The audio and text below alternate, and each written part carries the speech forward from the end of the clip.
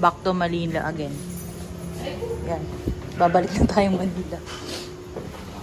May mga inayos lang kami dito sa Pasig. Let's go. Maximum fluoride protection manufactured by ECS Manufacturing, ISO certified world-class quantities.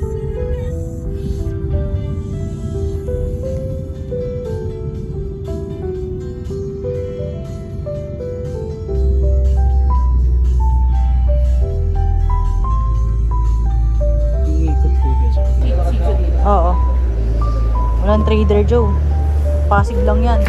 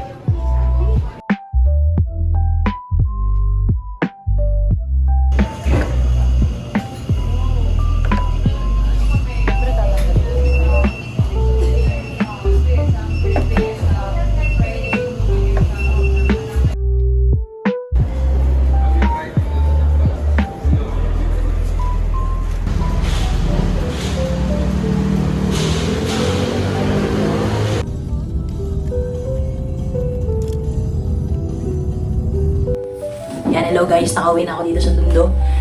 After such a long, tiring day, oh my gosh. Whew. So, dami natin nagawa, Sunday pa lang. Unang araw pa lang na ito. And, tampak pa rin yung mga hindi kong i-unbox na mga gamit na in-order ko this past few days, last week. Nagka-problema ako sa storage. Sobrang puno na siya. And then, ginawa ko ng paraan. Nag-backup ako kay Google Cloud. And, ayun. Hopefully, matapos ko na siya bukas. Pero ngayon, matutulog ako. Matutulog muna ako kasi time check. 10:30 na. Bala 7:30 ako nagising kaninang umaga. Tapos, nag-asikaso, nagbihes, naligo.